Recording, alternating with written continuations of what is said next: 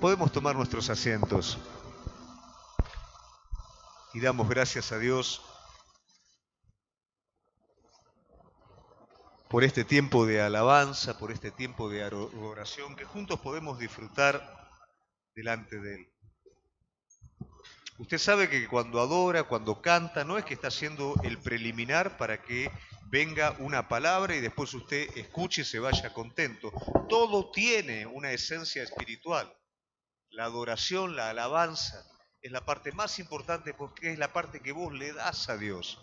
Y no importa cómo te sentís, y no importa qué está pasando, tiene que ver con lo que le das a Él por lo que Él es.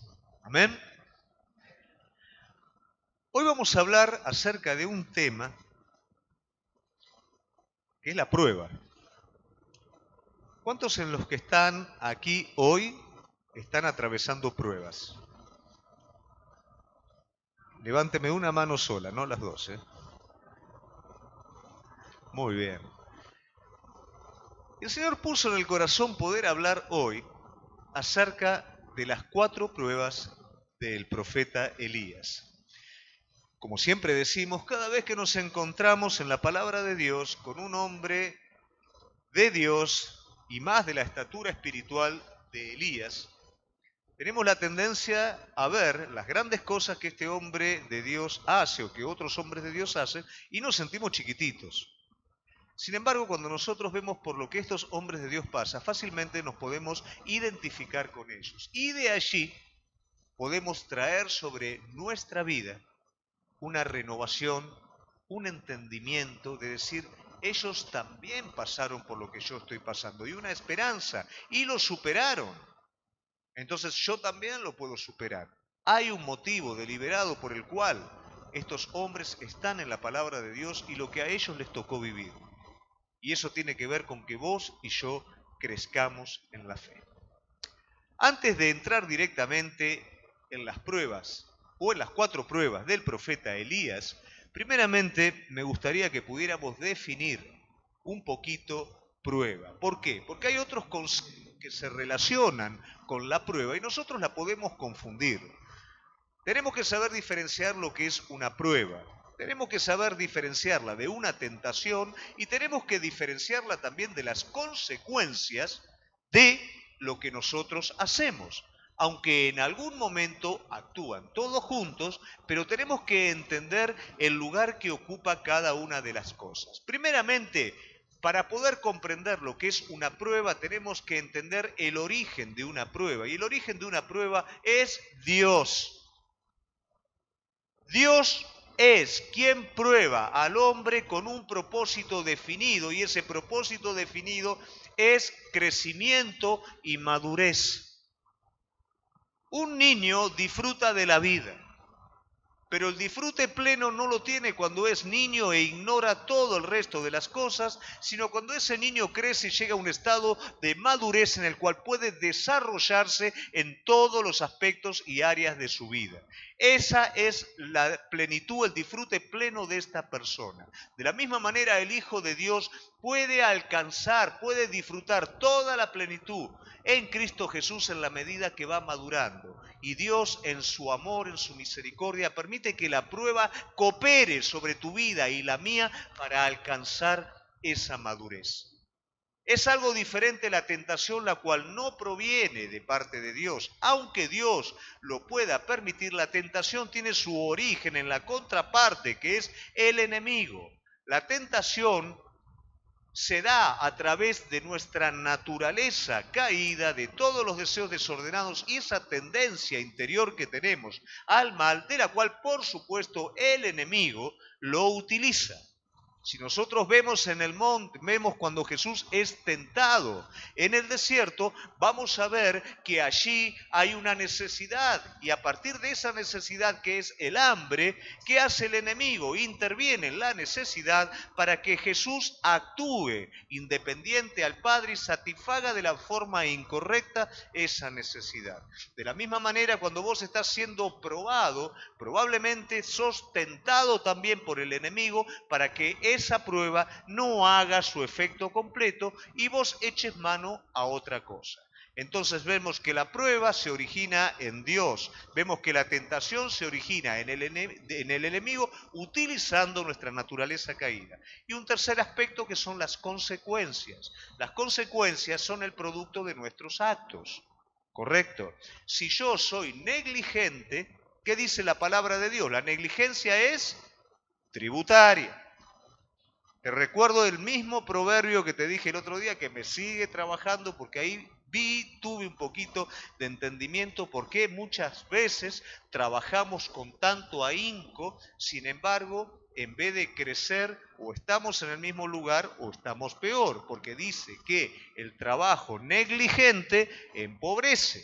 ¿Qué quiere decir? Si yo hago una actividad que me lleva de la mañana a la noche y no produzco absolutamente nada o eso no mejora, tengo que revisar si ese trabajo está siendo hecho con sabiduría o no. Entonces, la falta de sabiduría me lleva de alguna manera a empobrecer en lo que hago. La negligencia me hace tributario. Si yo salgo sin el registro, ¿qué pasa? Choco, lastimo a alguna persona y tengo que vender todo lo que tengo para pagar eso. ¿Quién fue? ¿Satanás?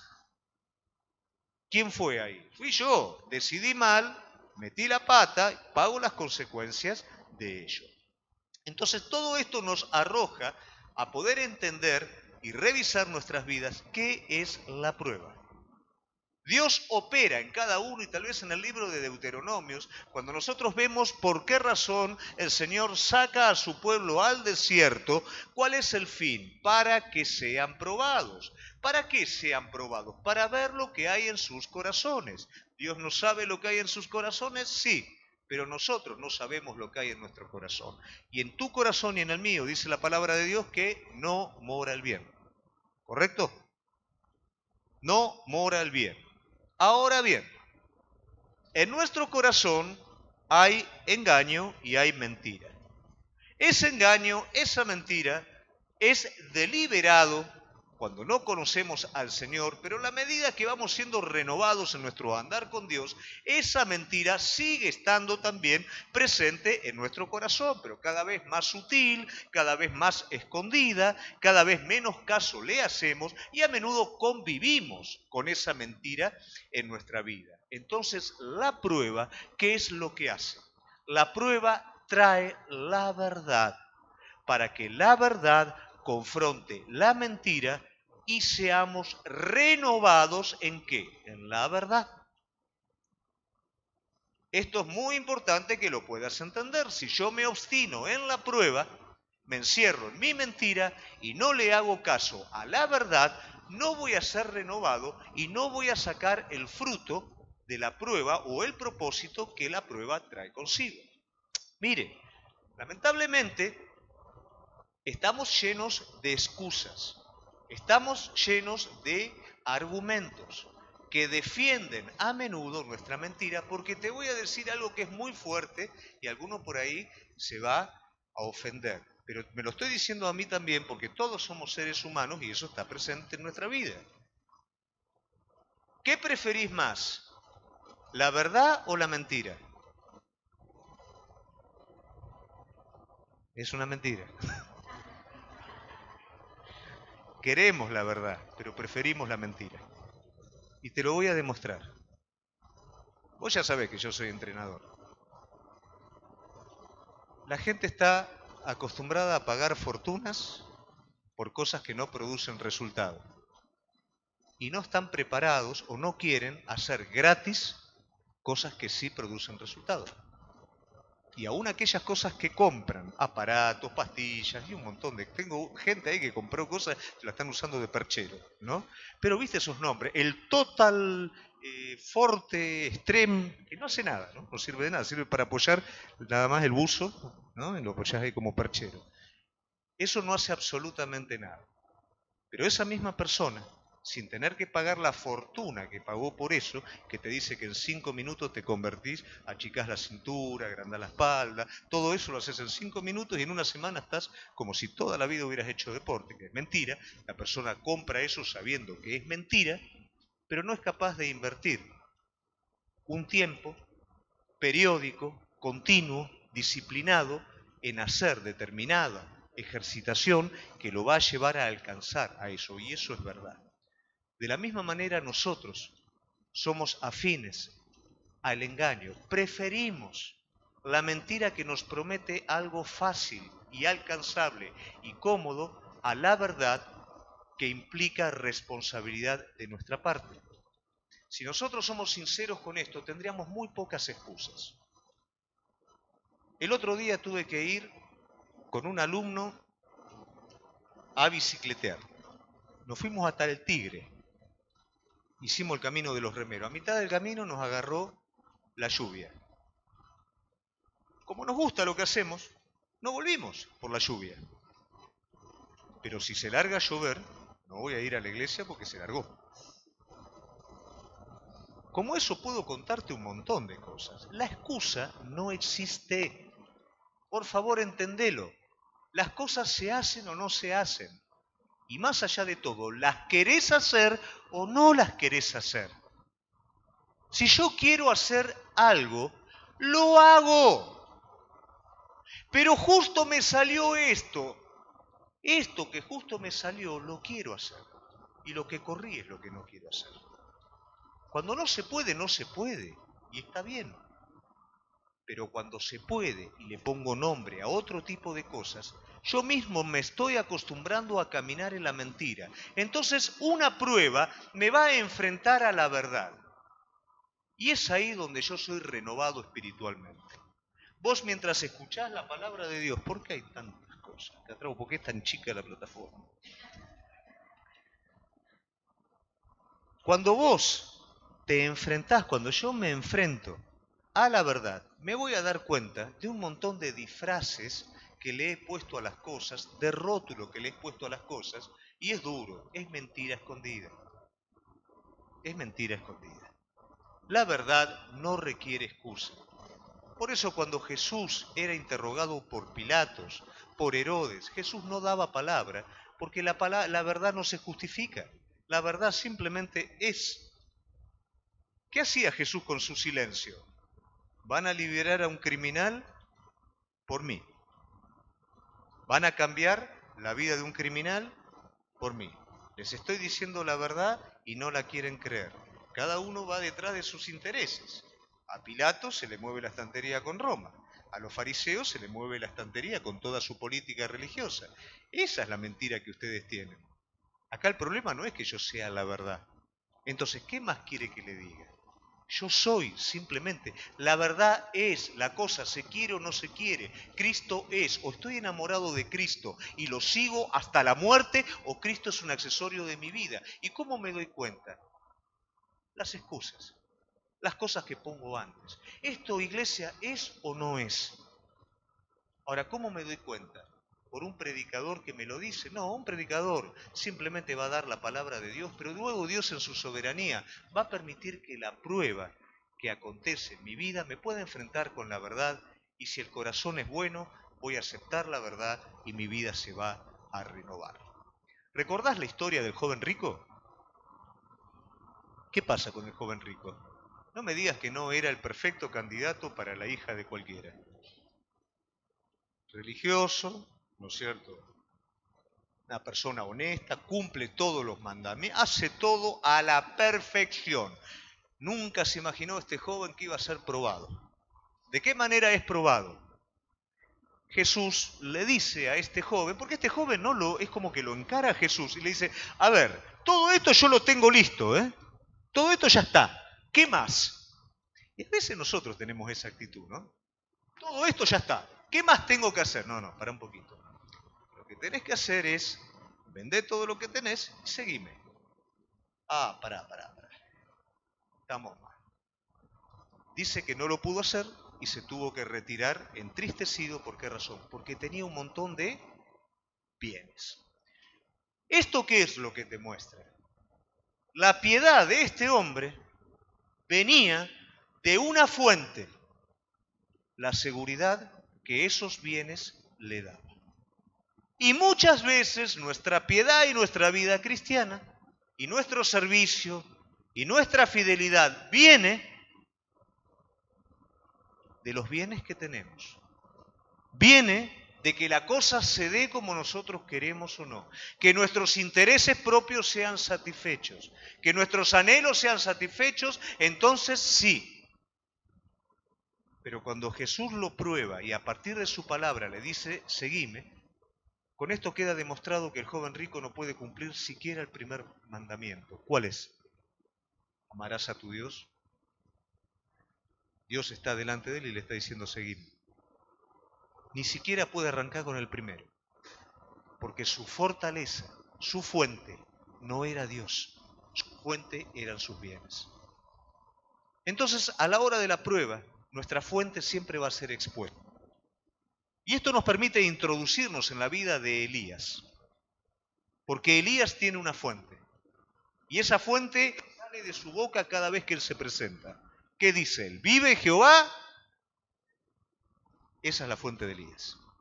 Y Elías va a ser probado 4 veces en su fuente, en la presencia de Dios. ¿Por qué razón? Porque Dios quiere llevar a este hombre a que su presencia se vaya acrecentando en su vida para que de esa manera él pueda llevar a cabo todo lo que tiene que hacer. Dios quiere probar tu vida para acrecentar su presencia en tu vida para que vos seas capaz de llevar adelante todo lo que Dios trazó para tu vida. Si hay una fuente extraña en tu vida, esa fuente extraña puede ser tus propias fuerzas, puede ser tu bienestar, cualquier otra cosa, no vas a poder llevar a cabo lo que Dios tiene para vos, ni de lo más pequeño. Pero si Él es la fuente de tu vida, su presencia se va a renovar a partir de la verdad en vos, adentro tuyo, y de esa manera vas a poder llevar a cabo aquel destino que Dios trazó para vos. Amén. Vamos a leer la palabra de Dios entonces en Primera de Reyes, capítulo 19, versículo 9 y 10.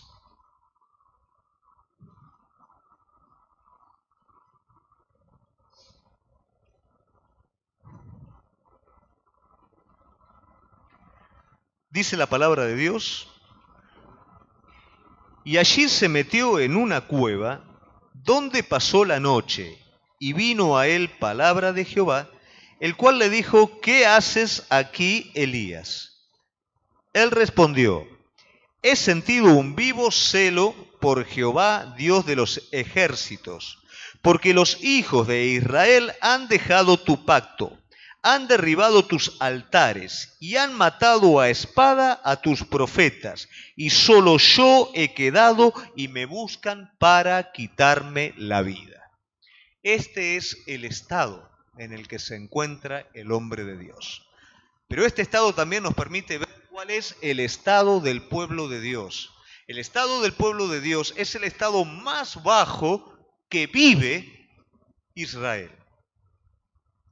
Bajo el reinado de Acab, la apostasía había llegado a un punto tal que el rey está espiritualmente ciego, de tal manera que contrae matrimonio con una sacerdotisa que es Jezabel, de Baal, de Acera, hija del rey Ed-Baal, sumo sacerdote de estas entidades espirituales. Por supuesto que todo esto, ¿qué es lo que trae? El deterioro espiritual del pueblo. Los altares, el altar del Señor es derrumbado, los profetas del Señor son perseguidos, son matados, hay una confusión, un estado de apostasía terrible. Y este hombre de Dios, que es Elías, es levantado para este tiempo. No es muy diferente lo que hoy estamos viviendo.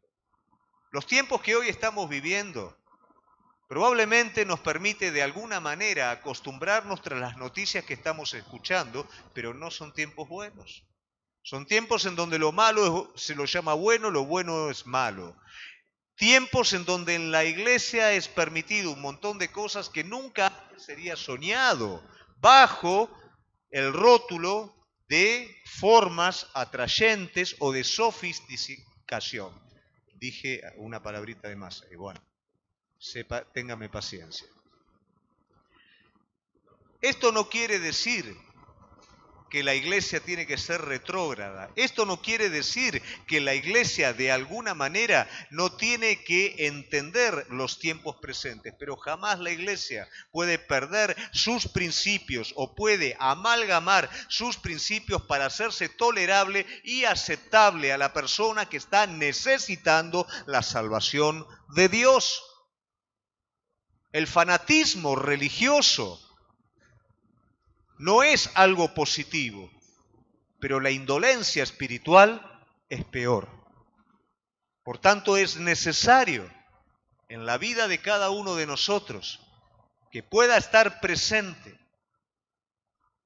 de manera radical el principio espiritual en nuestra vida, porque de la misma manera que Elías es levantado para ese tiempo, la iglesia hoy ha de ser levantada para el tiempo en el que nosotros estamos viviendo. Y para esto es necesario consistencia, y para la consistencia es necesario el espíritu de Elías. Vive Jehová en cuya presencia estoy. ¿Qué quiere decir esto? Es necesario que vos y yo vivamos en la presencia de Dios.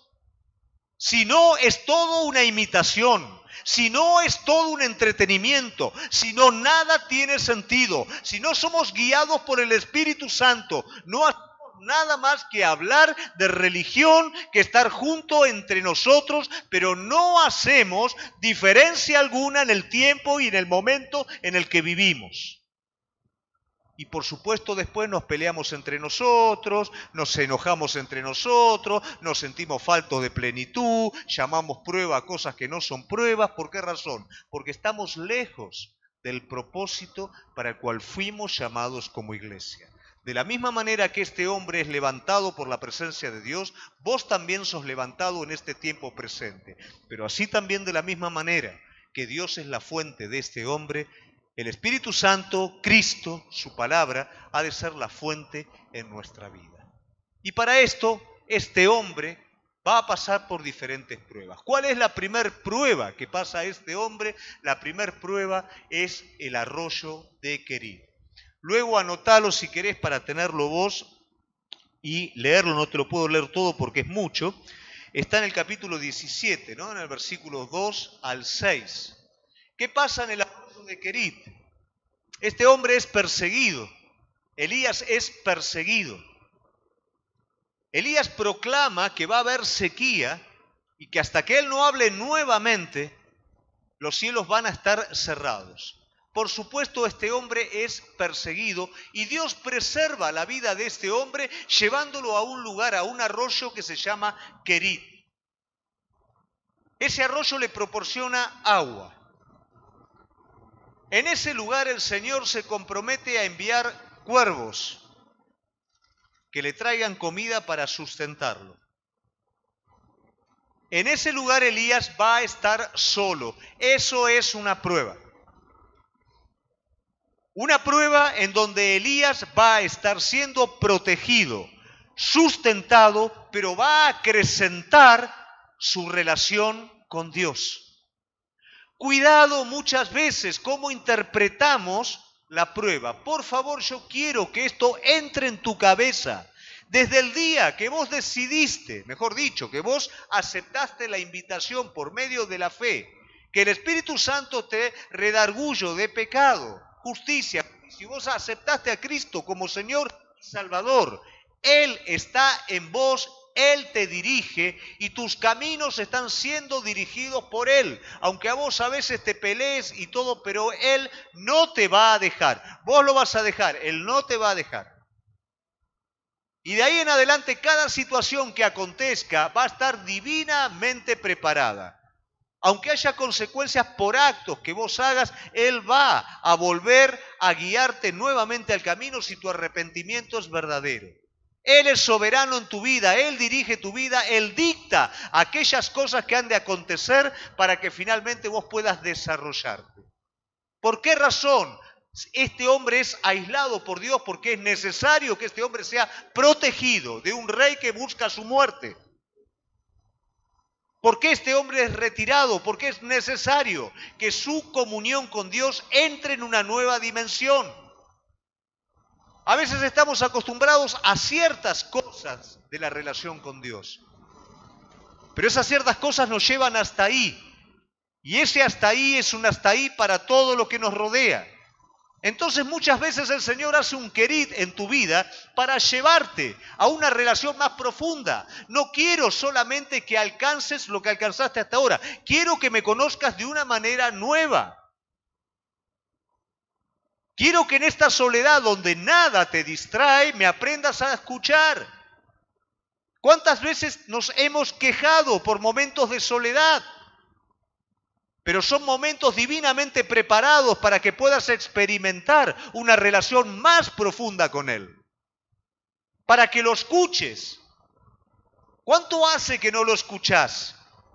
Que le pedís, le decís y todo, pero no tomás un tiempo en la presencia para oír lo que Él te quiere decir. ¿Cuánto tiempo hace que no acallamos nuestras almas para poder oír lo que el Espíritu Santo nos quiere decir? Bueno, Él prepara un querid. Porque para lo que vas a tener que hacer más adelante, tenés que escucharlo. Tenés que aprender a oírlo y tenés que aprender a caminar con Él. Y para eso esa comunión tiene que ser profunda. Tiene que creer Elías que él en ese lugar va a ser sustentado divinamente. Agua tenía, cuando ya no había agua en el resto de la tierra. Agua él tenía, pero ahora ¿cómo comemos? Te voy a mandar 2 cuervos. ¿Qué pensamos humanamente? Pero los cuervos, qué sé yo, por ahí se les da por irse para otro lado y se van con el pan y con el churrasco para otro lado, no me lo van a traer, son cuervos. Pero ¿quién está enviando estos cuervos? ¿Quién da la orden para que esto ocurra? Él. Entonces aquí Elías va a aprender a ser sustentado sobrenaturalmente. ¿Cuál es la primer reacción que tenemos en las pruebas? Cuando pensamos que algo va a faltar. Nos enloquecemos. Miedo al futuro, ansiedad, desesperación por lo que viene y por lo que me va a pasar. Aquí son 3 años de sequía. 3 años en donde no va a haber para comer, no va a haber para tomar, pero el hombre de Dios que vive en la presencia de Dios va a ser divinamente sustentado por Él. En una relación y en todo lo que Él va a necesitar para que su vida física subsista. De la misma manera, tu comunión con Dios va a asegurar que todo aquello necesario en tu vida, tu relación, tu sustento, esté presente. No te estoy predicando un facilismo, no te estoy predicando que no trabajes. Vas a trabajar y va a parecer que la cosa no va a alcanzar. Sin embargo, la provisión sobrenatural de Dios, por tu comunión, por la dirección de Dios sobre tu vida, va a hacer que rinda. Va a hacer que vos en ese momento estés cubierto. Y esto era algo que tenía que aprender Elías. ¿Por qué razón? Porque ahora Elías iba a pasar a una segunda prueba. En esta prueba, ¿qué aprende entonces? Acrecienta su intimidad con Dios. Y entiende que Dios es el que sustenta su vida y el que lo protege. Muchas de las situaciones que nos tocan vivir es para que vos y yo aprendamos esta primera lección. Antes de África, uno leía y ¿qué era el miedo que tenía? Te pica el mosquito de la malaria y chau, la malaria cerebral, se te sube el parásito, te come la cabeza. Por eso me olvido a veces algunas palabras, ¿no? Pero después te das cuenta que Él es el que te guarda. Y aunque te pega la malaria, como me pegó, pero Él guardó. Fue la más liviana de todas, no hubo tanto problema, no quedaron secuelas, aunque algunos digan lo contrario, ¿no? Pero Él cuidó, Él guardó de todo. Él lo hace, porque estás haciendo lo que Él te mandó a hacer. Cuando vos te separás, te corres y haces la tuya, vas bajo tu responsabilidad. Pero cuando vos aceptás lo que Él está permitiendo en tu vida, mientras Él trabaja con vos a partir de la verdad, Él te cuida.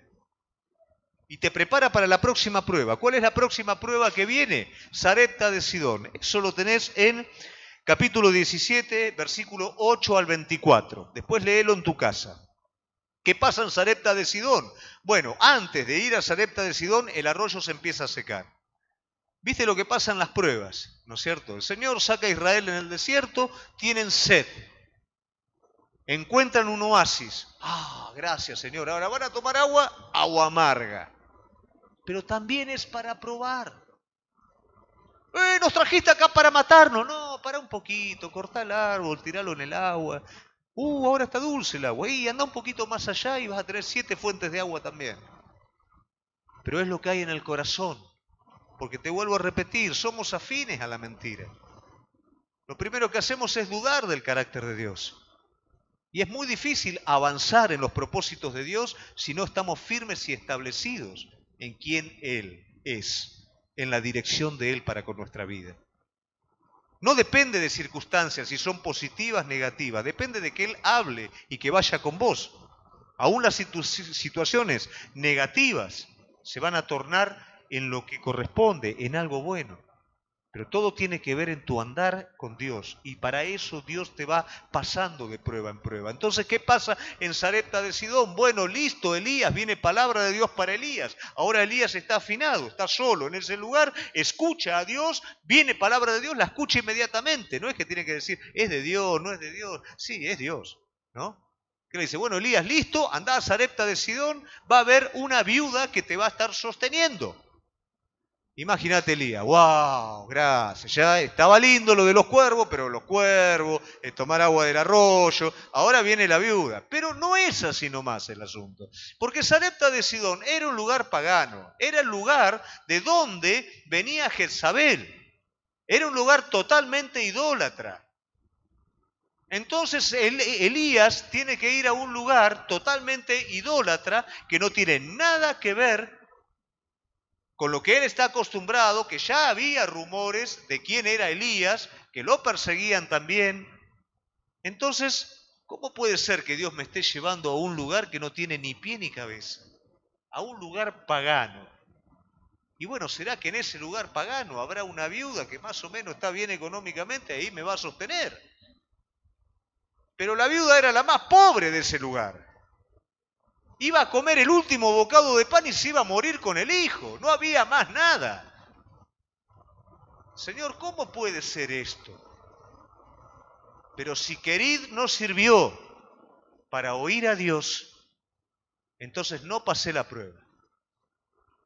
Querid sirvió para poder sensibilizar mi espíritu y oír la voz de Dios. Y saber que si Dios me lleva a un arroyo y me sustenta por 2 animales inmundos, porque el cuervo para el judío era inmundo, Dios me puede llevar a un lugar al cual yo no entiendo, no me entra dentro de mis razonamientos, una viuda que está por morir su hijo de hambre y ella también, pero Dios es fiel. E inmediatamente, porque pasa así, viste, hasta antes de la prueba, vos tenés la oportunidad de escapar.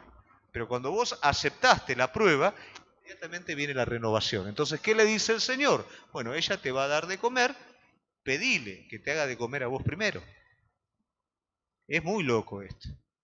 ¿Quién haría eso? Te metes en una casa, queda la última empanada, soy el hombre de Dios, dame esa empanada a mí primero. Pero ¿qué le dice el Señor? No va a escasear ni la harina ni el aceite, porque Él lo recibe de Dios. Algunos hacen eso sin recibir nada de Dios, se comen toda la empanada, ¿no? Pero Él lo recibe de parte de Dios. Y Él entiende, Él ya pasó la prueba del sustento, de acrecentar la sensibilidad para escuchar a Dios. Entonces, ¿qué le dice? Dame a mí primero y por supuesto se produce el milagro. Entonces ya es como que la cosa comienza a cobrar cuerpo. Qué bueno.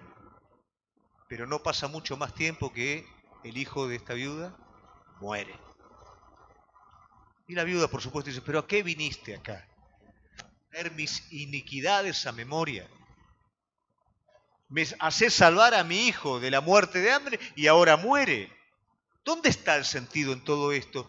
Acostúmbrate a que la prueba de Dios no la calculás vos, a que Dios te va a llevar muchas veces a cosas que aparentemente no tienen sentido. ¿Y sabés por qué? Porque lo más importante se está produciendo en tu corazón. Estás conociendo que no es un Dios desde, es un Dios es desde adentro tuyo. No es como se dan las situaciones, es cómo lo escuchás, no es lo que pasa afuera, es cómo caminás con Él. Si todo está patas para arriba, pero Él te dice, seguí adelante, está todo bien, y si todo está ordenadito y te dice, para, no sigas caminando.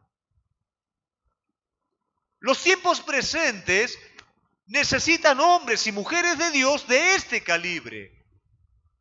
Pero no solamente por estos tiempos presentes, porque esto es la vida cristiana, caminar de la mano de Dios. Esto no es religión. Estamos cansados de cantar siempre, no, somos cristianos. El cristianismo no es religión, es relación. Bueno, es una relación. Caminar de la mano de Dios es una relación. Aunque no entienda lo que pasa alrededor mío, pero el Señor me está diciendo, este es el camino, por Él caminá, por Él andá, caminá por ese camino. Y esto es lo que está aprendiendo Elías. Entonces, ¿qué hace ahora Elías con esta situación? Elías aprendió lo que es el secreto de Dios en Querib. Entonces, él cierra la puerta del cuarto, porque lo que va a pasar ahora es en secreto. Primeramente tiene medio como un altercado con el Señor, pero Señor, también vas a afligir a esta mujer. Pero eso es para él, no, nadie más tiene que escuchar eso.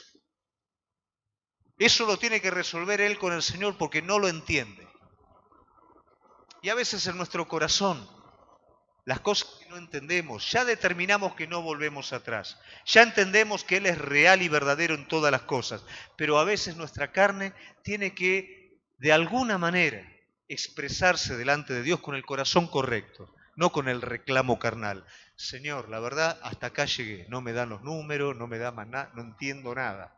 Sé lo que vos sos y sé lo que vos podés hacer.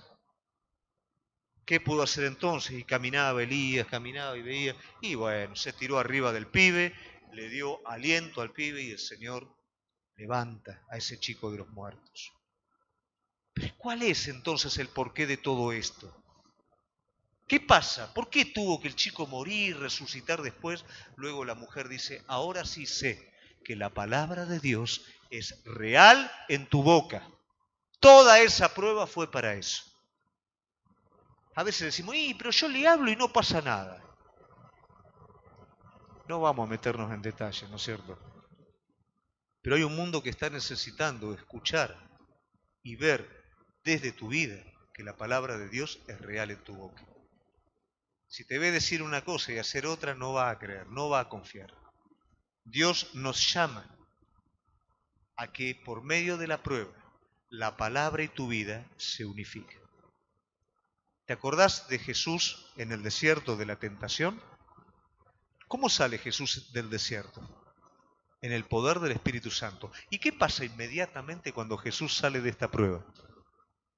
Va a su ciudad de origen, donde no lo aceptaban, y en una sinagoga, él abre la palabra y él dice, hoy la palabra, luego de leer el profeta Isaías, se cumple delante de ustedes. Está teniendo una identificación completa y absoluta con la palabra de Dios. Esto soy yo. Esto es mi vida. Este espíritu es el que está dentro mío. Yo soy el Mesías. La palabra se está cumpliendo hoy delante de ustedes. Eso es lo que Jesús está diciendo luego de haber pasado por la prueba en el desierto. Porque el enemigo lo tentó a dudar de eso. Pero en el desierto él lo venció. Entonces ahora se identificó completamente. ¿Por qué a veces no nos podemos identificar completamente en la palabra? Porque somos vencidos en el desierto. Porque queremos convertir las piedras en panes. Porque queremos tomar algo de la gloria de Dios, porque queremos dividir de alguna manera nuestra lealtad. Entonces no hay fuerza espiritual. Y la prueba tiene que ver con ¿qué? Con que todo eso quede en el desierto, para que vos definitivamente te identifiques con la palabra de Dios y seas un testimonio como Elías, a un mundo incrédulo. Entonces viene el gran momento de Elías. Luego de esto ya tenemos Querid, ya tenemos Sarepta de Sidón. Ahora tenemos el Monte Carmelo y Jezreel. Acá es el punto máximo que alcanza Elías. Acá es donde Elías se va a enfrentar con los profetas de Baal y luego le va a decir al rey Acab, una vez que hizo una carnicería bárbara con todos los profetas de Baal, hizo caer fuego del cielo, un descalabro, pero de aquellos, le va a estar diciendo al rey Acab que va a llover. que Él va a pronunciar la palabra y que va a llover. Acá llega al punto máximo.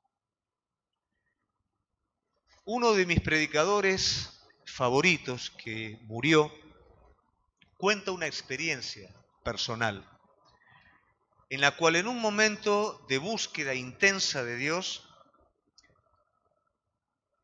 él sintió, él tuvo una experiencia prácticamente como la de Pablo, ¿no? Estuvo tirado no sé cuántas horas en el suelo, no pudo predicar, lo tuvieron que llevar a la casa, pero dice, jamás vi un vislumbre del cielo sobre mi vida. Y él pensó ya de acá en adelante, pero chao. No. Vino un bajón sobre su vida que llevó como 2 meses. Seco. Leía y no tenía sentido. ¿Cómo puede ser, después de semejante situación, bajar a ese punto? Dios sabe. El mismo Dios que te permite experimentar determinadas cosas, permite también otras cosas para que se provoquen en tu interior el balance justo. Porque lo más importante acá no era solamente lo que Elías provocó o lo que Dios provocó a través de Elías en ese lugar. Porque si vos te pones a pensar, no hubo fruto. Se mataron a todos los profetas, se vio caer fuego del cielo, pero ¿qué pasó después? Elías escapa. Porque Jezabel dice, si en 24 horas no tengo la cabeza de Elías en esta fuente, de hecho te confieso, estoy viendo la novela de Jezabel, ¡ay, cómo me enojo! ¿Cómo me enojo? Digo, no puede ser este hombre, y ya me pongo novelero, ¿no? Y mi esposa me dice, te estás poniendo novelero. No, porque lo estoy viendo y vos ves, ¿viste? Vos ves cómo no tenía problemas, cómo lo manipulaban, cómo echaba por tierra todo lo que Dios estaba poniendo. Y lo ves en la palabra exactamente de la misma manera, ¿no? Pero no hubo un gran resultado después de todo eso. Porque Elías se enfrentó a una tercera prueba que no estaba preparado. Estaba preparado ahí, todo ahí arriba. No estaba preparado para que Jezabel buscara su cabeza. Entonces desde ahí arriba cayó ahí abajo. Y escapó para salvar su vida, dice la palabra de Dios. Entonces por supuesto que hubo un desconcierto, ¿no es cierto?, en todo lo que había pasado. Es como que siguió después todo igual que antes. Porque acá estaba la prueba más importante, que no tenía que ver solamente con el ministerio de Elías, tenía que ver con el corazón de Elías. Porque toda prueba apunta adentro de cada uno de nosotros. Toda prueba remueve los sedimentos de nuestro corazón para que finalmente se asome lo que hay. ¿Y qué se asomó en la vida de Elías? Elías se corrió de posición. Corrió hacia el monte Horeb. Muchos entendidos consideran que la cueva en la cual él se escondió fue la cueva en donde Moisés tuvo esa participación con la presencia.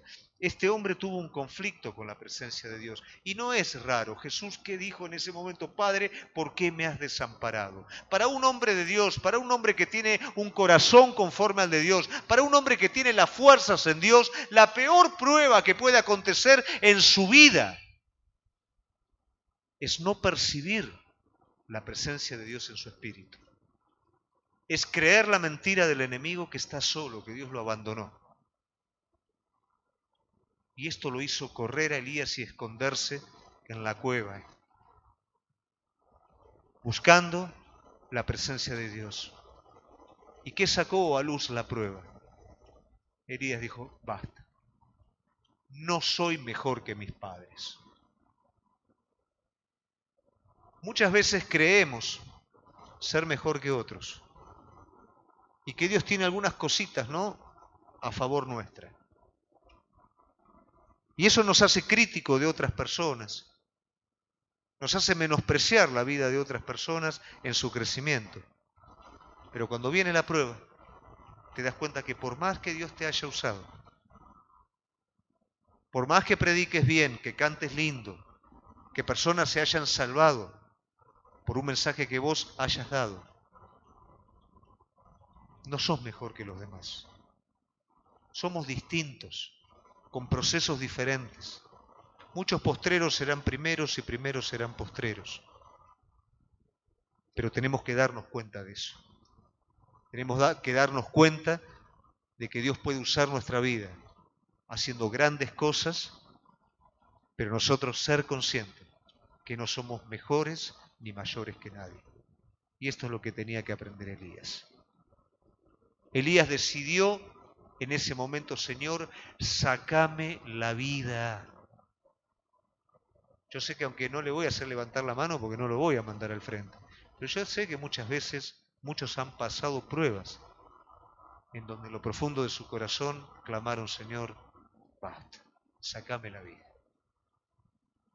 Ahora fíjate al punto a donde lo lleva el enemigo. Elías es uno de los pocos, de lo nada prácticamente, que va a ser arrebatado por Dios, no va a haber muerte. Pero el enemigo lo encierra en un lugar tal que él está deseando morir, deseando que alguien lo mate, cuando él va a ser arrebatado divinamente por el Señor. En esa prueba él le dice al Señor: Señor, tengo un celo vivo, yo solo he quedado. No, pará, sos la Coca-Cola en el desierto. No, no quedaste vos solo. Hay un montón más. Hay como 7.000 que no doblaron sus rodillas. No estás vos solo en todo esto. No sos vos solo, no soy yo.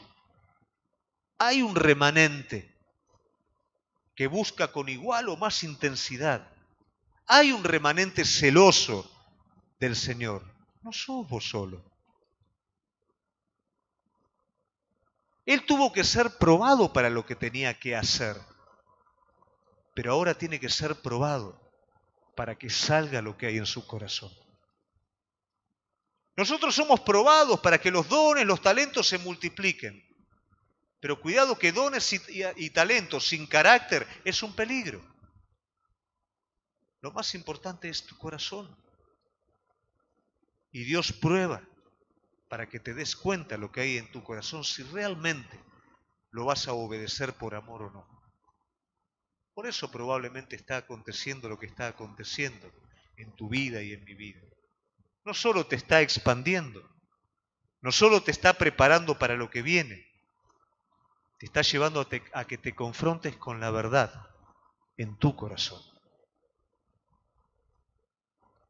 Dios es justo, es verdadero, y la justicia y la verdad de Dios tiene que sacar a luz la mentira de nuestro corazón. Pero Dios es misericordioso y en su Hijo cargó con todo eso.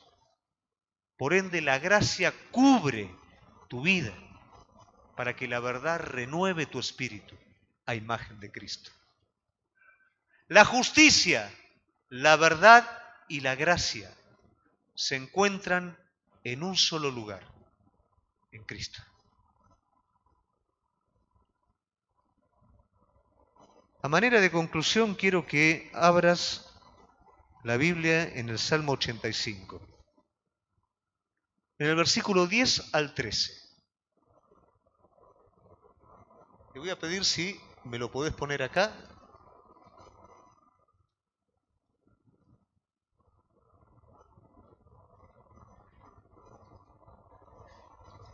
La misericordia y la verdad se encontraron.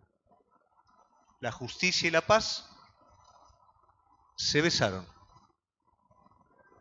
La verdad brotará de la tierra y la justicia mirará desde los cielos.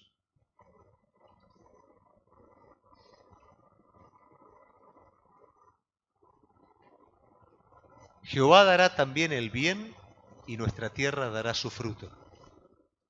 Y el 13, que es el último: la justicia irá delante de él y sus pasos nos pondrá por camino. ¿En dónde se encuentra la justicia, la misericordia, la verdad, la gracia? En Cristo.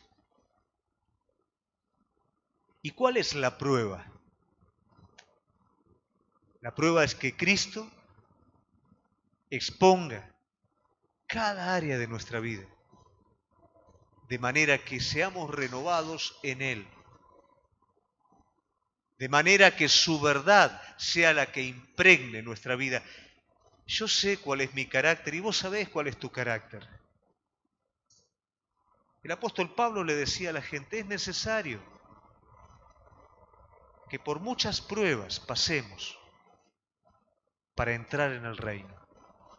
Es necesario ser renovados a imagen de Cristo. Que la prueba te lleve a eso. La prueba no es sufrir por nada.